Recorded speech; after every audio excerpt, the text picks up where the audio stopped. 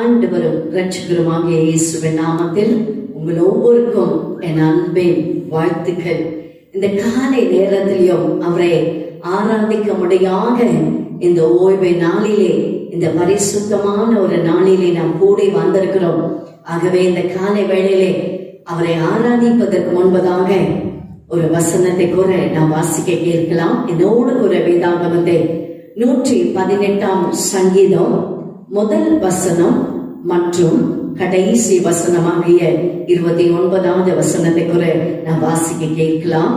கர்த்தரை துதியுங்கள், கர்த்தரை துதியுங்கள், அவர் நல்லவர், அவர் நல்லவர், அவர் கிருபை என்றும் உள்ளது, அவர் கிருபை என்றும் உள்ளது. கடைசி வசனம், கர்த்தரை துதியுங்கள், கர்த்தரை துதியுங்கள், அவர் நல்லவர், அவர் நல்லவர், அவர் கிருபை என்றும் உள்ளது, அவர் கிருபை என்றும் உள்ளது. ஆம் பிரியமானவர்களே, இந்த காலை வேளையிலே நாம் கர்த்தரை துதிக்க முடியாத நாம் கூடி வந்திருக்கிறோம். எதற்கென்றால் அவர் நம்முடைய வாழ்க்கையிலே ஒரு நல்லவராக அவர் இருக்கிறபடினால், இந்த கொரோனா வைரஸ் நிமித்தமாக லோட்சணங்கள் அவர்கள் பாதிக்கப்பட்டு அவர்கள் அவ்விதமாக வேதனைக்குள்ளாக அவர்கள் கொண்டு சென்று இருக்கிறார்கள். ஆனால் ஆண்டவர் நம்முடைய வாழ்க்கையிலே அந்த தொற்று நோயின் நடுவிலும் அந்த கொள்ளை நோயின் நடுவிலும் கர்த்தர் நம்முடைய வாழ்க்கையிலே ஒரு நல்லவராக இருக்கிறார். அந்த நல்லவராக இருக்கிறவராகிய தேவனை நாம் துதிப்பமாக ஒரு சில பாடல்கள் கூட நாம் பாடி கர்த்தருடைய நாமத்தை நாம் ஏகோபித்து நாம் துதிப்பமாக. ஆண்டவராகிய இயேசு கிறிஸ்துவ நாமத்தினால் அந்த காலை வேளை ஆராதனைக்கு உங்கள் ஒவ்வொருவரையும் நாங்கள் வரவேற்கிறோம். எமன் கர்த்தர் நாம் ஆராதிக்கும் தேவன், அவர் சர்வ வல்லமையுள்ள தேவன். எமன் சர்வ வல்லவர், என் சொந்தமானார், சாவை வென்றவர், என் ஜீவனானார் என்ற பாடலை நாம் பாடி ஆண்டவரை மகிமைப்படுத்த போகிறோம். சர்வ வல்லவர், என் சொந்தமானார், சாவை வென்றவர், என் ஜீவனானார், சர்வ வல்லவர், நெஞ்சமானார், சாவை வென்றவர், என் மனவாளர், சர்வ வல்லவர், என் சொந்தமானார், சாவை வென்றவர், என் ஜீவனானார், சர்வ வல்லவர், நெஞ்சமானார், சாவை வென்றவர், என் மனவாளர்.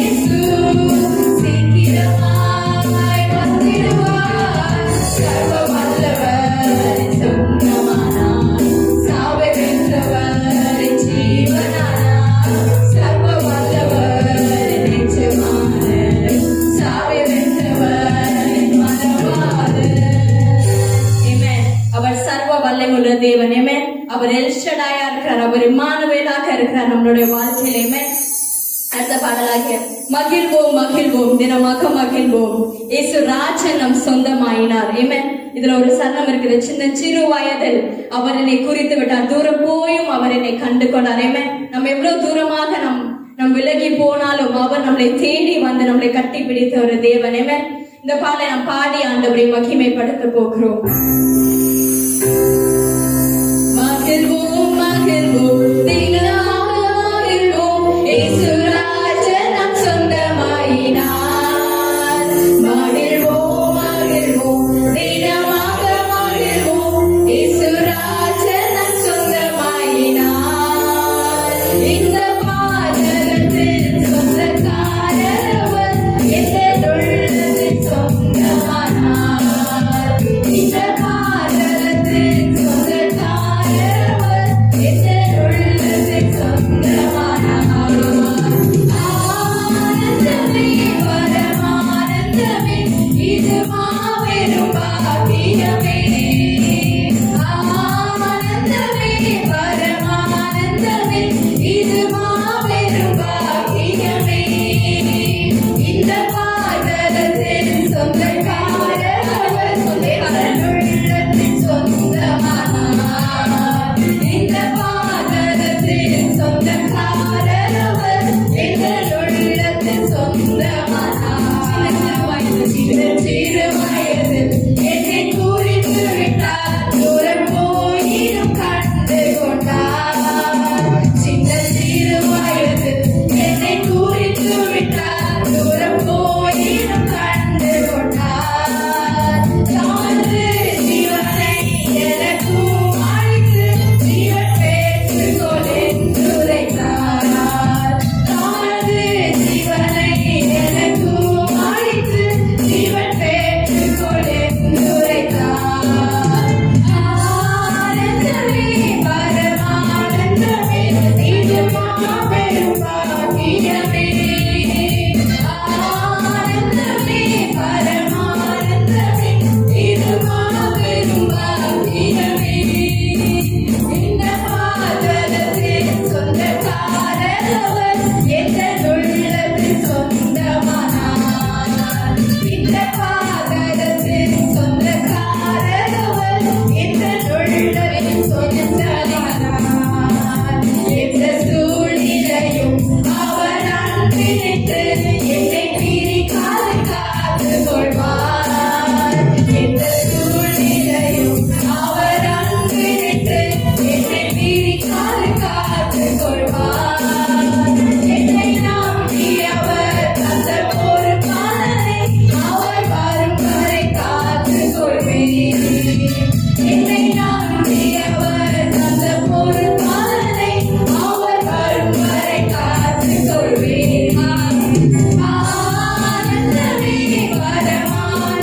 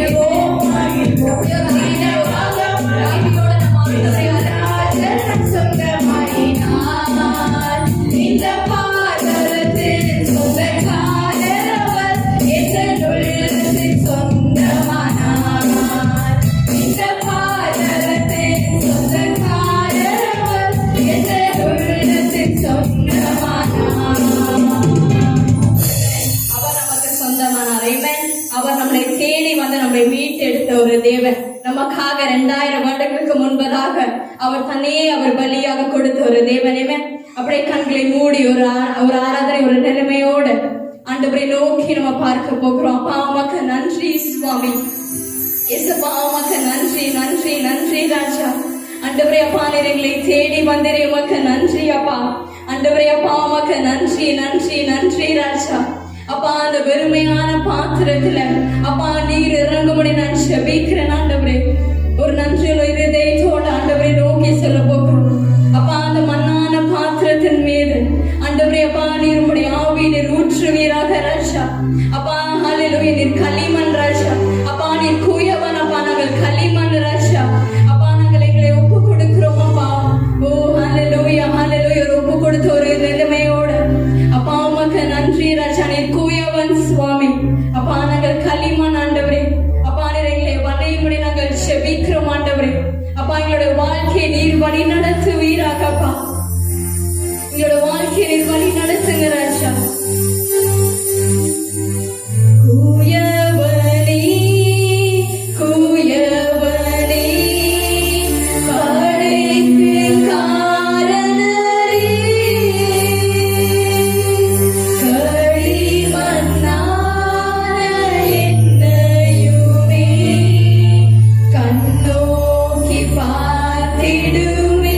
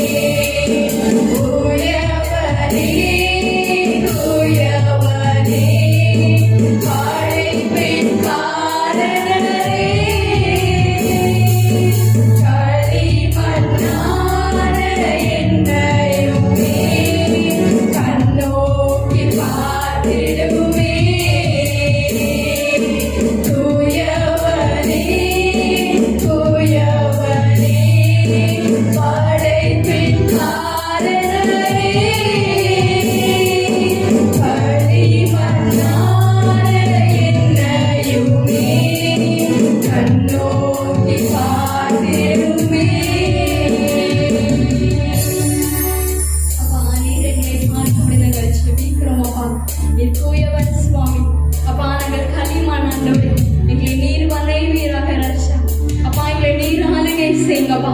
அப்பா நீர் எங்களை வழி நடத்துங்க ராஜா. அப்பா முடிவு பரியந்தமும் ஆண்டவரே அப்பா நீர் எங்களோட கூட நிற்கும்படி நாங்கள் ஜெபிக்கிறோம் ஆண்டவரே. அப்பா நீர் ஆண்டவரே அப்பா எங்கள் மத்தியில ரசை பாடுவதற்காக மக நன்றி. உங்களுடைய பிரசனத்திற்காக மக நன்றி அப்பா. ஒவ்வொன்றையும் அப்பா நீர் ஆண்டவரே அப்பா வழி நடத்துவீராக. அப்பா நீர் ஆண்டவரே அப்பா ஆசீர்வதிப்பதற்காக மக நன்றி சுவாமி. எல்லா துதி கன மகிமை ஒருவருக்கு மாத்திரம் நாங்கள் செலுத்துகிறோம் அப்பா. நீங்க இயேசுவின் நாமத்தில் ஜெபிக்கிறோம் நல்ல பிதாவே, ஆமென். ஆண்டவரும் இரட்சகருமாக இயேசுவின் நாமத்தில் உங்கள் ஒவ்வொருவரையும் இந்த காலை வேளையிலே வாழ்த்துக்கிறோம். கர்த்தர் இந்த மனமகிழ்ச்சியான இந்த நாளிலே ஆண்டவர் உங்களை அளவில்லாமல் தேவன் உங்களை ஆசீர்வதிப்பார். சற்று கொஞ்ச நேரத்துக்கு முன்பதாக ஒரு சில பாடல்கள் கூட நாம் பாடி கர்த்தரை நாம் துதித்தோம். இந்த வேளையிலும் ஆண்டவரோட வார்த்தையை நாம் தியானிக்க போகிறோம். ஆகவே அவரோட வார்த்தையை நாம் தியானிப்பதற்கு முன்பதாக ஒரு நிமிடம் நாம் யாவரும் இருக்கும் இடத்தில் தலைகளை தாழ்த்தி கண்களை மூடி ஜெபிப்போமா? ஜெபிக்கலாமா? ஸ்தோத்திரிக்கிறோம் ஆண்டவரே, நன்றியோடு இருக்கிறோம், துதிக்கிறோம் ஆண்டவரே, ஸ்தோத்திரிக்கிறோம் அப்பா. ஆண்டவரே ஆசீர்வதிக்கப்பட்ட இந்த மனமகிழ்ச்சியான இந்த ஓய்வு நாளுக்காக, இந்த மகிமையான பரிசுத்தமான நாளுக்காக உமக்கு நன்றி செலுத்துகிறோம் சுவாமி. ஆண்டவரே இந்த நேரத்திலும் இந்த வார்த்தை பகுதியை உடைய கரங்களை நாங்கள் ஒப்புக்கொடுத்து நாங்கள் ஜெபிக்கிறோம் அப்பா. தகப்பனே ஆண்டவரே விடாய்த்த ஆத்துமாக்கு குளிர்ந்த தண்ணீருக்கு சமானமாகிய ஆண்டவரே உடைய வசனத்தை உடைய கரங்களை நாங்கள் ஒப்புக்கொடுத்து நாங்கள் ஜெபிக்கிறோம் அப்பா. நீர் மாத்திரம் எங்கள் ஒவ்வொருவரோடு கத்தடையப்படும்படியாக நாங்கள் ஜெபிக்கிறோம் அப்பா. ஆண்டவரே நாங்கள் இருக்கிற இடத்திலிருந்து எங்கள் வீடுகளிலிருந்து இதை நாங்கள் துறையை பார்த்து கொண்டு இருந்தாலும் ஆண்டவரை இதன் வழியாக ஆண்டவரை வல்லமை ஒவ்வொருக்குள்ளாக இந்த கால வேளையிலே பாய்ந்தோடி வரும்படியாக நாங்கள் ஜெபிக்கிறோம் அப்பா. இந்த வார்த்தை பகுதி எங்கள் ஒவ்வொருக்கும் மிகுந்த ஆசீர்வாதமாக இருக்க ஆண்டவர் கிருபை செய்வீராக. ஆண்டவரே மட்டுமல்லாமல் இன்று நாளிலும் இந்த வாரத்திலும் நம்முடைய பிறந்த நாள் மற்றும் திருமண ஆண்டை கொண்டாடுகிற ஒவ்வொரு பிள்ளைகள் மீது நம்முடைய அளவில்லாத ஆசீர்வாதம் ஊற்றப்படும்படியாக நாங்கள் ஜெபிக்கிறோம் அப்பா. ஆண்டவரை இன்று பிறந்த நாளை ஆண்டவரை திருமண ஆண்டை கொண்டாடுகிற ஒவ்வொரு பிள்ளைகளை நீர் அளவில்லாமல் ஆசீர்வதிப்பீராக.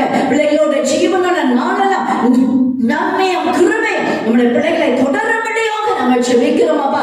ஆண்டவரே உடைய பிள்ளைகளோட வாழ்நாள் எல்லாம் ஆண்டவரே கர்த்தாவே நீர் உடைய பிள்ளைகளோட வாழ்க்கையிலே நீ நல்லவராக இருந்து கர்த்தர் பெரிய காரியங்களை செய்வீராக, ஆசீர்வதித்து பொருட்படுப்பீராக.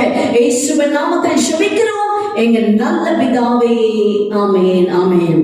அவருடைய வேதாகமத்துக்கு ஒரு எசேக்கியேல் எழுதின புஸ்தகம் 38 அதிகாரம் 7வது வசனத்தை கூட நாம் திருப்பிக் கொள்வோமாக. நம்முடைய வேதாகமத்தை எசேக்கியேல் எழுதின தீர்க்க தரிசன புஸ்தகம் 38 அதிகாரம் 7வது வசனம். நீ ஆயத்தப்படு, வாசிக்கலாம். உன்னுடனே கூடின உன் எல்லா கூட்டத்தையும் ஆயத்தப்படுத்து, நீ அவர்களுக்கு காவலாளனாயிரு. மீண்டுமாக வாசிக்கலாம். நீ ஆயத்தப்படு, நீ ஆயத்தப்படு, உன்னுடனே கூடின உன் எல்லா கூட்டத்தையும் ஆயத்தப்படுத்து, நீ அவர்களுக்கு காவலாளனாயிரு. பாருங்களேன், இந்த வசனத்திலே 2 காரியங்கள் மிக மிக தெளிவாக நமக்கு வெளிப்படுத்துகிறது. என்னவென்றால் ஆயத்தம் என்கிற ஒரு காரியம், 2வது காரியம் ஊழியம் செய்கிறவர்களானாலும் சரி அல்லது சபைக்கு வந்து போகிற ஒரு விசுவாசி ஆனாலும் சரி, ஆயத்தம் என்கிற ஒரு காரியம் 2 பக்கமும் ஒரு பொருந்தான ஒரு காரியமாக இருக்குது. இந்த வசனம் கடந்த நாட்களில் தேவன் என் உள்ளத்திலே வைக்கும் பொழுது அந்த ஆயத்தம் என்கிற காரியத்தை குறித்து ஆண்டவர் உங்களோடு கூட பகிர்ந்து கொள்ளும்படியாக, உங்களோடு கூட இடைப்படும்படியாக பரிசுத்த ஆவியானவர் எனக்குள்ளாக அப்படிப்பட்டான ஒரு பாரத்தை ஆண்டவர் கொடுத்தார். அதை குறித்து தொடர்ந்து நான் ஜெபத்திலே காத்து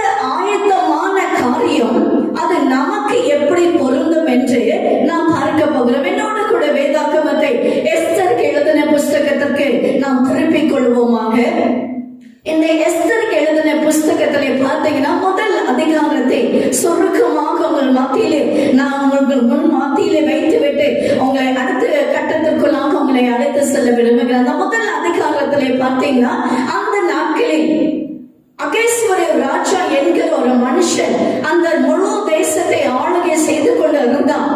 அந்த தேசத்தினுடைய இளவரசி ஆகிய வஷ்டி மிகவும் அழகு, மிகவும் சௌந்தரியம் உள்ள ஒரு பெண்ணாக இருந்தார். அவளுடைய அழகை மற்றவர்களுக்கு பறைசாற்ற வேண்டும், மற்றவர்களுக்கு காண்பிக்க வேண்டும் என்று சொல்லி நினைத்து இந்த அகேஸ்வர ராஜா அவளை அழைத்து கொண்டு வரும்படியான ஒரு கட்டளை கொடுக்கப்பட்டது. ஆனால் அவளுக்கு வருவதற்கு மனதில்லாமல் இருந்த அந்த காரியத்தை கண்டு அகேஸ்வர ராஜா அவளை அந்த இளவரசி என்கிற அந்த மேன்மையான ஸ்தலத்திலிருந்து, அந்த மகிமையான ஒரு இடத்திலிருந்து அவள் தள்ளப்பட்டது காரியத்தை தான் குறித்து இந்த முதல் அதிகாரத்திலே நாம் வாசிக்க முடியும். இரண்டாவது அதிகாரத்திற்குள்ள நாம் திரும்பிக் கொள்வோமாக. எஸ்தர் எழுதின புஸ்தகம் 2ஆம் அதிகாரம். அந்த 2ஆவது அதிகாரத்திலே பார்த்தீங்கன்னா, மிகவும் உக்கிரம் நிறைந்த, கோபம் நிறைந்த இந்த அகேஸ்வர ராஜா ஒரு கோபம்.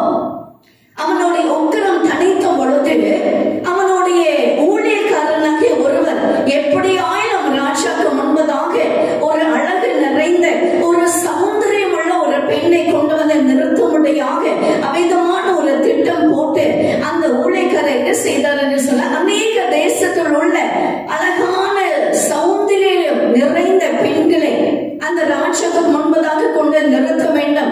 அதிலே தேவன், அதிலே அந்த அகேஸ்வர ராஜா யார் மேல் பிரியமா இருக்கிறாரோ அந்த பெண் அந்த நாட்டினுடைய இளவரசியாக வர வேண்டும் என்று சொல்லி இப்படிப்பட்டான ஒரு திட்டம் அந்த தீட்டப்படுவதை குறித்து தான் எஸ்தர் எழுதின புஸ்தகம் 2ஆம் அதிகாரத்திலிருந்து நாம் அறிந்து கொள்ளலாம். என்னோட குறை வாசிக்க கேட்போமாக. எஸ்தர் எழுதின புஸ்தகம் 2ஆம் அதிகாரம் 8வது வசனம். ராஜாவின் கட்டளையும் தீர்மானமும் பிரசித்தமாகி அநேகம் பெண்கள் கூட்டப்பட்டு சூசான் அரமனையில் உள்ள ஏகாயின் வசத்தில் ஒப்புவிக்கப்படுகிற போது எஸ்தரும் ராஜாவின் அரமனைக்கு அழைத்து கொண்டு போகப்பட்டு ஸ்திரீகளை காவல் பண்ணுகிற ஏகாயின் வசத்தில் ஒப்புவிக்கப்பட்டாள். பாருங்களேன், இந்த இடத்திலே அநேக பெண்களோடு கூட இந்த எஸ்தரும் அந்த இடத்திலே அவள் அந்த இடத்திலே கூட்டப்படுவதை நாம் பார்க்க முடியும். எஸ்தருடைய காரியத்தை நாம் அறிந்திருக்கிறோம். அவள் எப்படி ஒரு சிறு வயதாக குழந்தையாக இருந்த பொழுதே அவள் தன்னுடைய தகப்பனையும் தாயம் இழந்துவிட்டு அவனுடைய மாமனாகிய மொர்தெகாய் அவளுடைய சொந்த மகனாக பாவித்து, ஒரு சொந்த குமாரத்தியாக பாவித்து அந்த அவள் வளர்க்கப்படுகிறார். மொர்தெகாய் என்கிற பேர் கொண்ட ஒரு மனுஷன் தான் இந்த எஸ்தரை அவர் வளர்க்கிறார். வளர்க்கும் பொழுது அந்த நாட்களில் இந்த காரியம் அவனுடைய செவிகளுக்கு, காதுகளுக்கு கேட்கும் பொழுது, ஏன் இந்த பிள்ளையை நாம் நிறுத்த கூடாது என்று இந்த மற்ற பெண்களை பார்க்கிலும் எஸ்தர் ரூபவதியாக சௌந்தரியம் உள்ளவளாக காணப்படுகிறாள் என்று நினைத்து இன்று எண்ணி பாருங்களேன், அந்த இடத்திலேயே அந்த எஸ்தரையும் அந்த இடத்தில் அவள் கொண்டு வரப்படுகிறார். தொடர்ந்து வாசிக்கலாம் 9வது வசனம். அந்த பெண் அவன் பார்வைக்கு நன்றாயிருந்ததினால் அவளுக்கு அவன் கண்களிலே தயை கிடைத்தது. ஆகையால் அவளுடைய சுத்திகரிப்புக்கு வேண்டியவைகளையும் அவளுக்கு தேவையான மற்றவைகளையும் அவளுக்கு கொடுக்கவும் ராஜா அரண்மனையில் இருக்கிற 7 தாதிமார்களை அவளுக்கு நியமிக்கவும் ஜாக்கிரதைப்பட்டு கன்னி மாடத்தில் சிறந்த ஒரு இடத்திலே அவளையும் அவள் தாதிமார்களையும் வைத்தான். பாருங்களே, அந்த எஸ்தர் ராஜ்யத்தின் மேலே அவனுக்கு ஒரு தயவு கிடைத்தது. பாருங்களே, அந்த அவளுடைய கண்களில் இந்த மகளுக்கு தயவு கிடைத்த பொழுது அவளுடைய சுத்திகரிப்புக்கு வேண்டியவைகள் மற்ற காரியங்கள் எல்லாம் அவளுக்கு கொடுக்கப்பட முடியான ஒரு காரியம் அந்த இடத்திலே காணப்படுகிறது. பாருங்களே, தொடர்ந்து வாசிக்கலாம் 12வது வசனம். ஒவ்வொரு பெண்ணும் 6 மாதம் வெள்ளை போல தைலத்தினாலும் 6 மாதம் சுகந்த வர்க்கங்களினாலும் 6 மாதம் சுகந்த வர்க்கத்தினாலும் ஸ்திரீகளுக்குரிய மற்ற சுத்திகரிப்பினாலும் ஜோடிக்கப்படுகிற நாட்கள் நிறைவேறி இவ்விதமாய்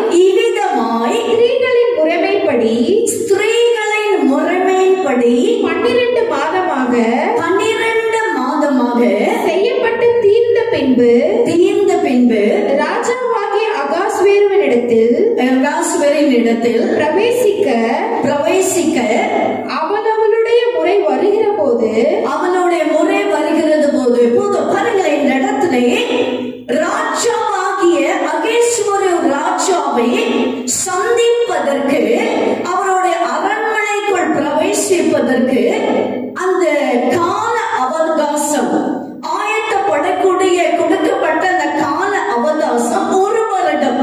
முதல் 6 வருடம் இந்த வசனத்துல இப்படியா சொல்லுகிறது. 12வது வசனத்தை குறை வாசிக்கலாம். ஒவ்வொரு பெண்ணும் 6 மாதம் வெள்ளை போல தைலத்தினாலும் 6 மாதம் சுகந்த வர்க்கத்தினாலும் அவர்கள் தங்களே சுத்திகரிக்கப்பட வேண்டும் என்று அந்த நாட்களில் கொடுக்கப்பட்ட ஒரு காரியமாக இன்று நாம் வாழ்ந்து கொண்டு இருக்கிற இந்த நாட்களில் 2 காரியத்தை குறித்து நாம் வேகமாக நாம் தியானிக்க போகிறோம். இந்த வசனத்திலே பார்த்தீங்கன்னா 12வது வசனத்திலே சொல்லப்பட்டிருக்குது, வெள்ளை போல தைலத்தினாலும். ஆண்டவராகிய இயேசு கிறிஸ்து அவர் பிறந்த பொழுது மத்தேயு 2ஆம் அதிகாரத்தில் நீங்கள் அந்த காரியத்தை நீங்கள் கண்டு கொள்ளலாம்.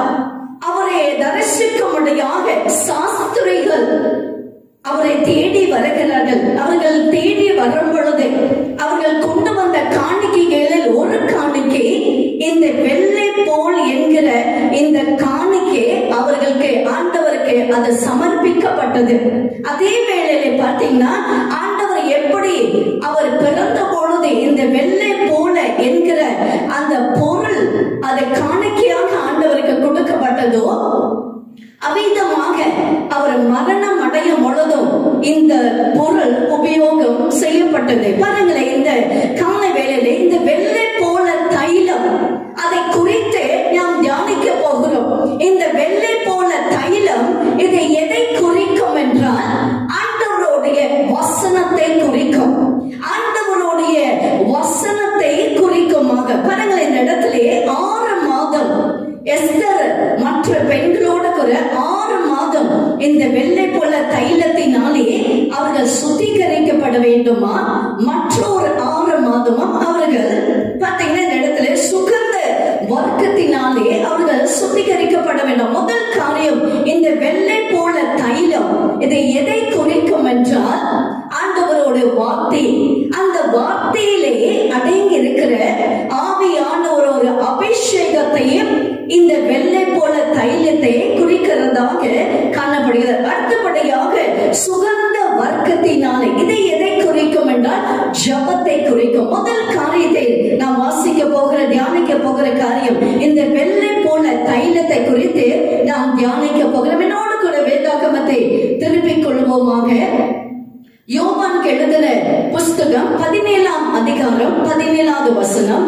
யோவான் எழுதின புஸ்தகம் 17ஆம் அதிகாரம் 17வது வசனம்.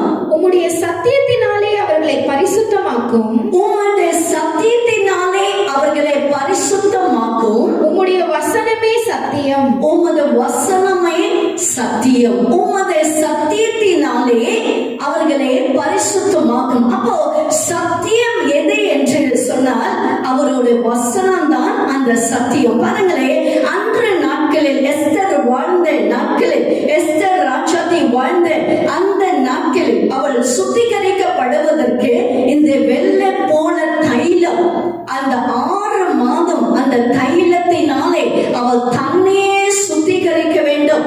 அவள் ராஜாவை பிரவேசிப்பதற்கு முன்பதாக, அந்த அரண்மனைக்குள் பிரவேசிப்பதற்கு முன்பதாக, அந்த ராஜாவை தரிசிப்பதற்கு முன்பதாக அவளுக்கு வேண்டிய ஒரு ஆயத்த காரியம் என்னவென்றால் முதல் 6 மாதம் அந்த வெள்ளை போல் தைலத்தினாலே அவள் சுத்திகரிக்கப்பட வேண்டும். இது எதற்கு ஒப்பாக இருக்கும் என்றால் ஆண்டவரோட திரு வார்த்தையினாலே. பாருங்களேன், அந்த சத்தியம் தான், ஆண்டவரோட வசனம் தான் நம்மை சுத்திகரிக்கிறதாக காணப்படுகிறது. இன்னொரு வசனத்தை கூட நாம் வாசிக்க கேட்கலாம். சங்கீதங்களின் புஸ்தகம் 119ஆம் சங்கீதம் 105வது வசனம். உம்முடைய வசனம் என் கால்களுக்கு தீபமும். உமது வசனம் என் கால்களுக்கு தீபமும் என் பாதைக்கு வெளிச்சமுமாய் இருக்கிறது. என் பாதைக்கு வெளிச்சமுமாய் இருக்குது. உமது வசனம் என் கால்களுக்கு அது தீபமாக இருக்குது. பாருங்களேன், ஒரு தீபத்தை நாம் ஏற்றி வைக்க வேண்டும் என்று சொன்னால் அதில் நாம் என்ன ஊற்ற வேண்டும்? எண்ணெயை ஊற்ற வேண்டும். நம்முடைய வாழ்க்கையிலே ஆண்டவரோட அபிஷேகத்தை நாம் பெற்றிருக்கிறோம். ஆனால் கர்த்தருடைய அபிஷேகத்தை பெற்றிருக்கிற நாம் நம்முடைய வாழ்க்கையில இன்றைக்கு நாம் எப்படி இருக்கிறோம்?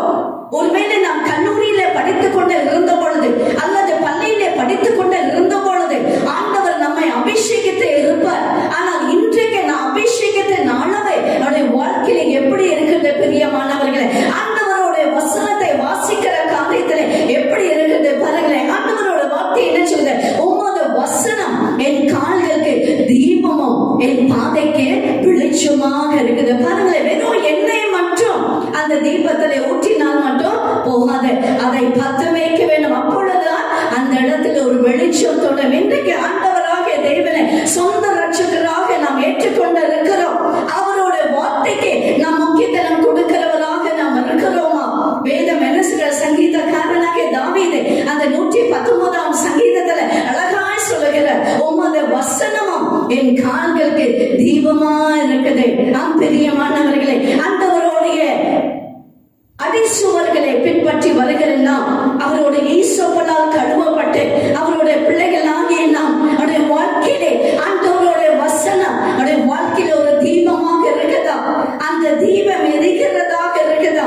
அது அநேகருக்கு வெளிச்சம் கொடுக்கிறதாக இருக்குதா? பிரியமானவர்களே, இந்த கால வேளையில நாம் சிந்திக்கிறவர்களாக நாம் காணப்படுவோமாக. இந்த கொரோனா நோய் வியாதி, இந்த தொற்று நோய் பரவி கொண்டு இருக்கிற இந்த நாட்களில் அவருடைய வாழ்க்கையில எப்படிப்பட்டான ஒரு ஆயத்தத்தோடு நாம் காணப்படுகிறோம். பிரியமானவர்கள், இந்த லாக்டவுன் பீரியட் நமக்கு கொடுக்கப்பட்டிருக்குது. இந்த மாதம் இறுதி வரைக்கும் அந்த லாக்டவுன் என்று அறிவிப்பு கொடுக்கப்பட்டிருக்குது. நாம் நம்முடைய நேரத்தை எப்படி நாம் செலவு செய்கிறோம் பிரியமானவர்களே? ஏதோ ஒரு லாக்டவுன் என்று சொல்லி நம்முடைய வீடுகளில் எல்லாவற்றையும் நாம் முடக்கப்பட்ட ஒரு நிலையில நாம் காணப்படுகிறோமா? அதே தவிர அல்லது நம்முடைய வாழ்க்கையிலே ஆண்டவரை நாம் முன்வைத்து அவரை தேடுகிறவர்களாக நாம் காணப்படுகிறோம். பாருங்களேன், வார்த்தை என்ன சொல்ற? 2 கொரிந்தியர் 5ஆம் அதிகாரம் 10ஆவது வசனத்தை கூட நாம் வாசிக்க கேட்கலாமா? 2 கொரிந்தியர் 5ஆம் அதிகாரம் 10ஆவது வசனத்திலே அப்போஸ்தலனாகிய பவுல் அதை குறித்து என்ன சொல்கிறார் என்று வாசிக்கலாம். ஏனென்றால் சரீரத்தில் அவனவன் செய்த நன்மைக்காவது தீமைக்காவது தக்க பலனை அடையும்படிக்கு நாம் எல்லாரும் கிறிஸ்துவின் நியாயாசனத்திற்கு முன்பாக வெளிப்பட வேண்டும். ஆமென். இந்த பூமியில நாம் வாழ்ந்து கொண்டு இருக்கிறோம். ஆண்டவருடைய பிள்ளைகளாகிய நாம் இந்த பூமியில எப்படிப்பட்டான கிரியைகள் அவருடைய வாழ்க்கையில வெளிப்படுகிறது பிரியமானவர்களே. நம்மை நாமே ஒரு விசுவாசி என்று நாம் சொல்லுகிறோம். ஆனால் நன்மையான வேகள் நம்முடைய வாழ்க்கையில வெளிப்படுகிறதா அல்லது தீமையான காரியங்கள் நம்முடைய வாழ்க்கையில வெளிப்படுதா? வேதம் என்ன சொல்லுது? நன்மையான காரியமானாலும் சரி, அது தீமையான காரியமானாலும் சரி, கிறிஸ்து இயேசுவோடைய அவருடைய கிருபா சண்டையில் நாம் நிற்கிறவர்களாக இருக்க வேண்டிய ஒரு காலகட்டம் அது வேகமாக வந்து கொண்டு இருக்கிறது. ஏதோ அந்த நாட்களே அப்படியே நாம் ஓட்டி விடலாம் என்று ஒருவேளை நீங்க நினைத்திருப்பீர்கள். உண்மையாகவே பரிதவிக்கக்கூடிய அப்படிப்பட்டான ஒரு நிலைமை நமக்கு வரக்கூடாத பிரியமானவர்கள். இந்த கால வேளையில ஆண்டவரோட வருகை மிகவும் சீக்கிரமாக அதி விரைவாக இருக்கிறபடினா அவருடைய வாழ்க்கையில ஒரு ஆயத்தம் என்கிற ஒரு நிலைக்குள்ளாக கர்த்தர் நம்மை அழைத்து கொண்டு செல்ல அவர் விருப்பமுள்ள தேவனாக இருக்கிறார். அன்றைக்கு எஸ்தர் ராஜ்யத்தை அவள் ஒரு அனாதையாக இருந்தார். தன் தாயும் தகப்பனையும் அவள் இழந்த ஒரு மகளாக காணப்பட்டார். ஆனால் அவளுடைய மாமனாக மொர்தெகாய் அந்த மகளை தூக்கி எடுத்து வளரும் பொழுது ஒரு காலம் வந்தது. அகஸ்வேரு ராஜாக்கு முன்பதாக அவள் நிற்க வேண்டிய ஒரு நிர்பந்தனை ஒரு காலம் வந்த பொழுது அவள் தன்னையை சுத்திகரிக்கும்படியாக ஒரு காரியம் காணப்பட்டது. பாருங்களேன், அவளுக்கு கொடுக்கப்பட்டதான அந்த சுத்திகரிப்பின் காலம் 1 வருடம். உண்மையாக உண்மையாக யோசித்து பாருங்களேன், ஆண்டவர் என்றைக்கு நம்மை ரட்சித்தார்? 5 வருடத்துக்கு முன்பா, 10 வருடத்துக்கு முன்பா, 20 வருடத்துக்கு முன்பா, அல்லது அதற்கு மேற்பட்ட வருடங்களுக்கு முன்பாக ஆண்டவர் நம்மை தெரிந்து கொண்டாரா? கர்த்தர் நம்மை ரட்சித்தாரா? ஆனா இன்றைக்கு நாம் எப்படிப்பட்டான ஒரு நிலைமையில நாம் காணப்படுகிறோம்? அப்போஸ்தலனாகிய பவுல் சொல்கிறார், நான் ஒவ்வொரு நாளும் நான் மரணம் அடைகிறேன். ஐ டை டெய்லி. நம்முடைய வாழ்க்கையில நாம் அப்படி இருக்கிறோம் பிரியமானவர்களே. அந்த ஆயத்தம் என்கிற ஒரு நிலைக்குள்ளாக நாம் இருக்கிறோமா? அல்லது பார்த்துக் கொள்ளலாம் என்று சொல்லி நாம் நினைத்துக் கொண்டு இருக்கிறோமா? இந்த பூமியில தீமையான காரியமானாலும் சரி, நன்மையான காரியங்களானாலும் சரி, கிறிஸ்துவின் நியாய சன்னத்திற்கு முன்பாக நாம் நிற்க வேண்டிய ஒரு நாட்கள் அது வேகமாக வந்து கொண்டு இருக்குது பிரியமானவர்களே. ஆகவே நாம் மிகவும் நாம் கவனம் உள்ளவர்களாக நாம் காணப்பட வேண்டும் என்று பரிசுத்த ஆவியானவர் இந்த கால வேளையில அவர் நம்மோடு கூட திருமணம் பற்றி கொண்டு இருக்கிறார். சங்கீதங்களின் புஸ்தகம் 119 சங்கீதம் 9வது வசனத்துக்குரிய நான் வாசிக்க கேட்போமாக. 119 சங்கீதம் 9வது வசனம். வாலிபன் தன் வழியை எதினால் வாலிபன் தன் வழியை எதினால் சுத்தமாவான். உமது வசனத்தின்படி தன்னை காத்துக் கொள்ளுகிற உமது வசனத்தின்படி தம்மை காத்துக் கொள்கிறதுனாலே அல்லவோ. பாருங்களேன், வாலிபன் தன் வழியை எதினால் சுத்தப்படுத்துவான், சுத்தமாக்குவான். ஆண்டவரோட வசனத்தை நாம் காத்துக் கொள்வதனாலே அல்லவா. உங்கள் வீடுகளில் இருக்கிற உங்கள் வாலிப பிள்ளைகள் அவர்கள் எப்படியாக இந்த நாட்களில் இருந்து கொண்டு இருக்கிறார்கள் என்று பெற்றோராக நீங்கள் அதை நீங்கள் கவனிக்க வேண்டும். கவனிக்க வேண்டிய அந்த பொறுப்பு, அந்த உத்தரவாதம் பெற்றோராகிய உங்களுக்கு தேவன் கொடுத்திருக்கிறார். பிரியமானவர்களே, உங்கள் வீட்டில் உள்ள வாலிப பிள்ளைகள் அவர்கள் எப்படி இருந்து கொண்டு இருக்கிறார். லாக்டவுன் வேலைக்கு போக வேண்டியதும் அல்ல, பள்ளிக்கு போக வேண்டியதும் அல்ல, இன்னுமாக கல்லூரிக்கு போக வேண்டும் இல்லை. அந்த வாலிப பிள்ளைகள் எல்லாம் முடக்கப்பட்ட நிலையில வீடுகளில் இருக்கிறார்கள். ஆனால் அவர்களோட நடக்கை எப்படி இருக்குது, அவர்கள் ஆண்டவரோடு கூட எப்படி இருக்கார். சங்கீதக்காரனாகிய தாவீது என்ன சொல்ற, அவரோட வசனத்தை காத்துக் கொள்வதினாலே தான் ஒரு வாலிபன் தன் வழியை அவன் சுத்தமாக்குவான் என்று. அவருடைய வசனம் அவருடைய வாழ்க்கையிலே அந்த வசனம் தான் நம்முடைய கால்களுக்கு தீபம், அவருடைய பாதைக்கு ஒரு வெளிச்சமாக இருக்குது. பிரியமானவர்களே, அந்த வசனத்துல அடங்கி இருக்கிற அந்த அபிஷேகத்தை நாம் நாடுகிறவர்களாக நாம் இருக்க வேண்டும். யோவான் 16 அதிகாரத்திலே பார்த்தீங்கன்னா பரிசுத்த ஆவியானவரை குறித்து அந்த இடத்துல எழுதப்பட்டுள்ளது என்னவென்றால், பரிசுத்த ஆவியானவர் வரும் பொழுது அவர் உலகத்தை பாவத்தை குறித்தும் நீதியை குறித்தும் நியாய தீர்ப்பை குறித்தும் அவர் கண்டித்து உணர்த்துவார் என்று சொல்லி பாருங்களேன். பரிசுத்த ஆவியானவர் நமக்கு கொடுக்கப்பட்டிருக்கிறார். ஆண்டவராக இயேசு கிறிஸ்து நாம் மரணம் அடைவதற்கு முன்பதாக திக்கற்றவர்களாக இந்த உலகம் விடப்படக்கூடாது என்று ஒரே காரணத்திற்காக பரிசுத்த ஆவியானவர் நமக்கு வைத்திருந்து அவர் செஞ்சிருக்கிறார். இன்றைக்கு பரிசுத்த ஆவியானவரை நாம் பெற்றிருக்கிறோமா, அல்லது பரிசுத்த ஆவியானவர் பெற வேண்டியது அவசியம் அல்ல, அது கட்டாயம் அல்ல, அதை பெற வேண்டியது என்பது இல்லை என்ற ஒரு நிலைக்குள்ளாக நாம் இருக்கிறோம். அநேக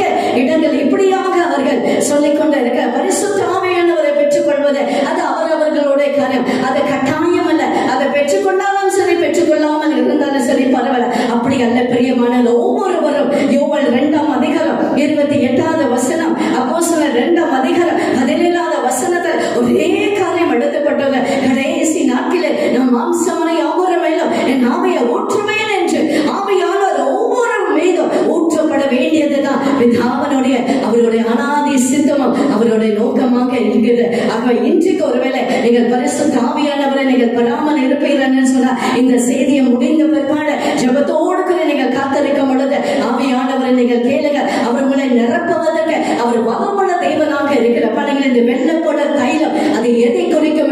கர்த்தருடைய வார்த்தை குறிக்கும். அது எதை குறிக்கும் என்று சொன்னா, பரிசுத்த ஆவியானவரோட அபிஷேகத்தை குறிக்கிறதாக இருக்குது. பாருங்களேன், வாசிப்போமாக. 1 தெசலோனிக்கர் 5 அதிகாரம் 19வது வசனத்துக்குள்ள நான் வாசிக்க இருக்கலாம். 1 தெசலோனிக்கர் 5 அதிகாரம் 19வது வசனம். ஆவியை அவித்து போடாதிருங்கள், ஆண்டவராக இயேசு கிறிஸ்து அவர் உங்களை அபிஷேகம் பண்ணி இருக்கிறார். இன்றைக்கு அந்த அபிஷேகத்தின் அளவு எவ்வளவாக இருக்குது பிரியமானவர்களே. கல்லூரியில படிக்கும் பொழுது ஒரு கூட்டத்தில் நீங்கள் அபிஷேகத்தை பெற்றிருப்பீர்கள், அல்லது பள்ளியில படிக்கும் பொழுது, அல்லது உங்களுடைய நியாய பள்ளியில நீங்கள் கலந்து கொண்ட அந்த நாட்களில் சிறு வயதில் அந்த அபிஷேகத்தை பெற்றுக் கொண்டிருப்பீர்கள். ஆனால் இன்றைக்கு அந்த அபிஷேகத்தோட நிலைமை, இன்றைக்கு அந்த அபிஷேகத்தோட அளவு எவ்வளவாக இருக்குது? அந்த அளவு அது ஏறி இருக்குதா? அந்த அளவு அதிகரித்து இருக்குதா? அல்லது அது முற்றிலுமாக அது வற்றி போன ஒரு நிலையில உங்களோட ஆவிக்கிற வாழ்க்கை இன்றைக்கு காணப்படுகிறதா? பெரியமானவர்களே, இந்த கால வேளையில நாம் யோசிக்கிறவர்களாக, நாம் சிந்திக்கிறவர்களாக நாம் இருக்க வேண்டும். பெரியமானவர்களே, ஆவியை அவிழ்த்து விட்டு போடாதீங்கள் என்று அப்போஸ்தலனாகிய பவுல் பாருங்களேன், அவன் எவ்வளவாக ஒரு தாகத்தோடு ஒரு மன பாரத்தோடு அந்த இடத்துல அப்படிப்பட்டான ஒரு வசனத்தை பரிசுத்த ஆவியானவர்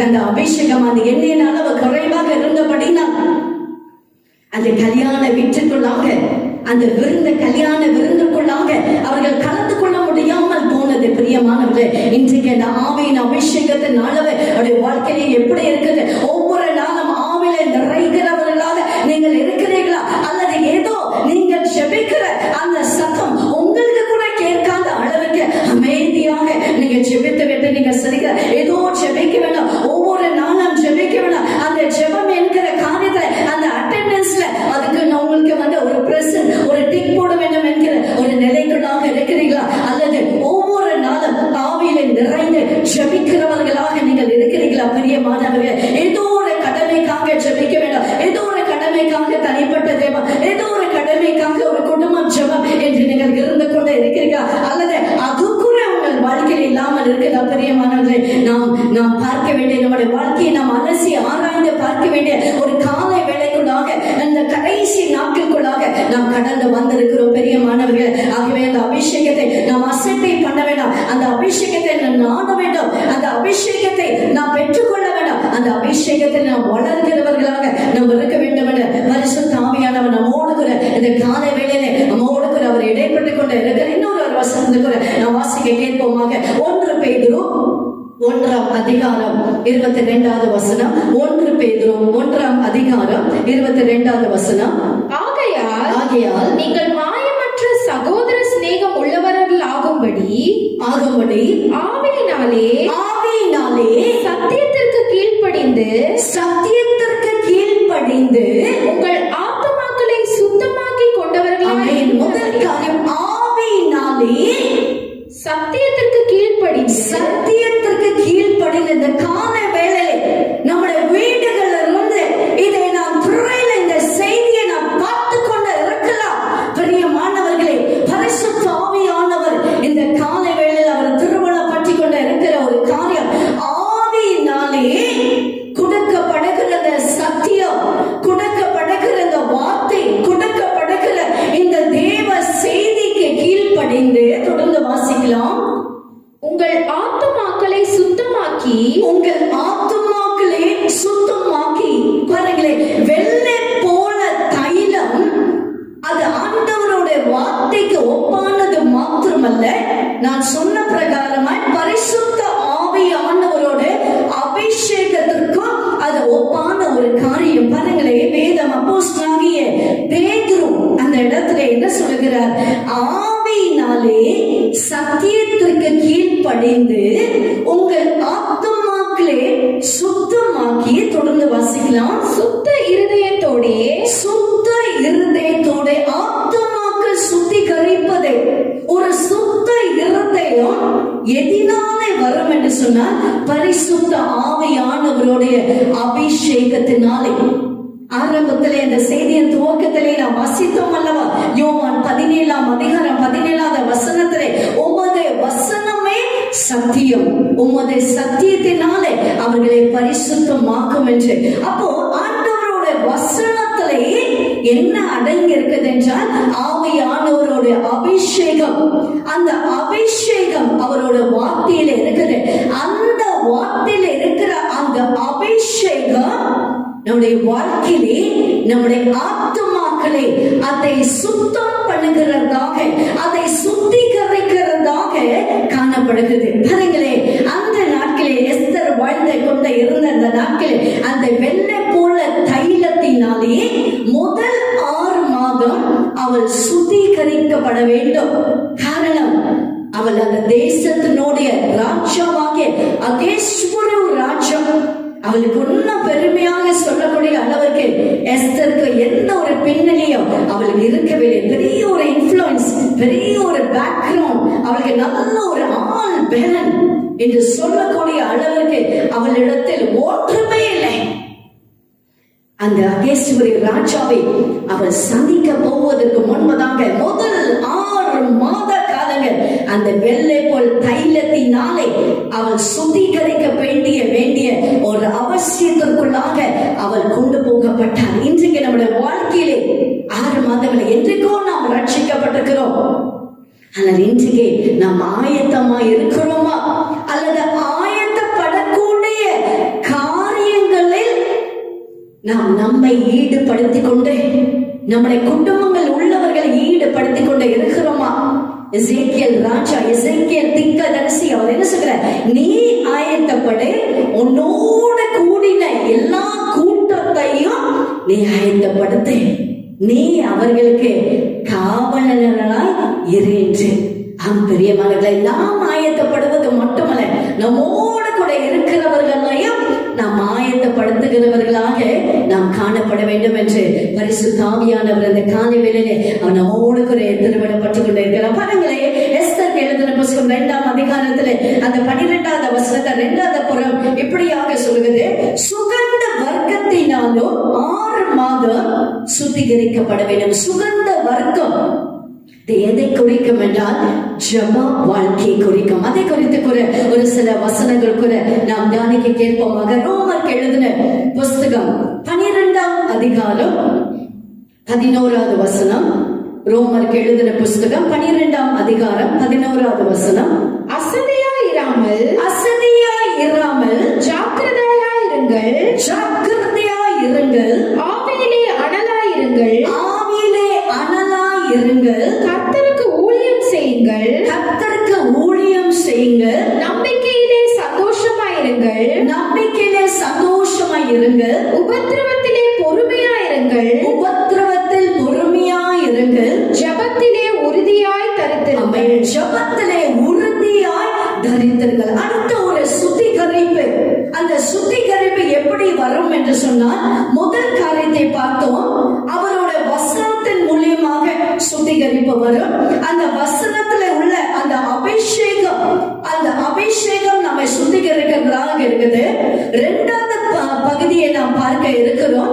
எதினாலே நாம் சுத்திகரிக்கப்பட வேண்டும் அல்லது நாம் ஆயத்தப்பட வேண்டும் என்றால் அந்த ஜெபத்தினாலே. பாருங்களே, ஒரு கர்த்தருடைய பிள்ளை ஜெபிக்க ஆரம்பிக்கும் பொழுது அந்த கர்த்தருடைய பிள்ளைக்கு அதனுடைய சுபாவம், அதனுடைய குணாதிசயங்கள் எப்படி எல்லாம் இருக்குது என்று ஒரு கர்த்தருடைய பிள்ளைக்கு அது நன்றாக அவர்களுக்கு தெரியும்.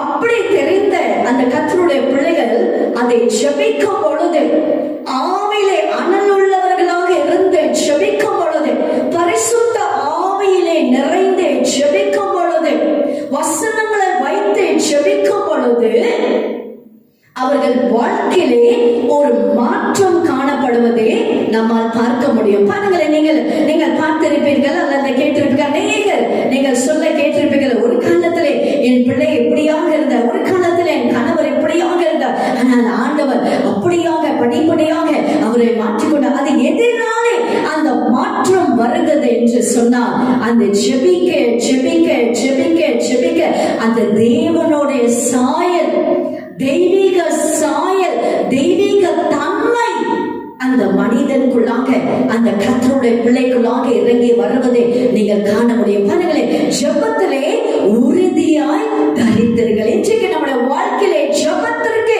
நாம் முக்கியத்துவம் கொடுக்கிறோமா? அல்லது ஏதோ காலையில எழுப்பினோம், நம்முடைய வேலைகள் எல்லாம் பார்த்தோம், டிவியை சுவிட்ச் ஆன் பண்ண இன்றைக்கு என்ன செய்தி வருகிறது என்று பார்த்து அப்படியே அந்த நாட்களை நாம் ஓட்டிக்கொண்டு இருக்கிறோமா? வீட்டு வேலைகளை பார்த்து கொண்டு அந்த நாளை முழுசுமா அப்படி நாம் கடந்து நாம் போய்கொண்டு இருக்கிறோமா? அல்லது வீட்டிலிருந்தே வேலை பார்க்கிறோம் என்று சொன்னால் நம்முடைய வாழ்க்கையில் அந்த ஜெபத்திற்கு நாம் முக்கியத்துவம் கொடுக்கிறவர்களாக நாம் இருக்கிறோமா? பிரியமானவர்களே, பாருங்களேன், அந்த 11வது வசனத்தை மட்டும் திரும்பமாக நாம் வாசிக்க கேட்கலாம். ரோமர் 12ஆம் அதிகாரம் 11வது வசனம் மட்டும் நாம் வாசிக்க கேட்கலாம். அசதியாயிராமல் ஜாக்கிரதையாயிருங்கள், ஆவியிலே அனலாயிருங்கள், கர்த்தருக்கு ஊழியம் செய்யுங்கள், அசதியாய் இராதீர்கள். அனல் உள்ளவர்களாக இருக்கும்படியாக, எச்சரிக்கையாக இருக்கும்படியாக. இன்றைக்கு நாம் எப்படி இருக்கிறோம் பிரியமானவர்களே?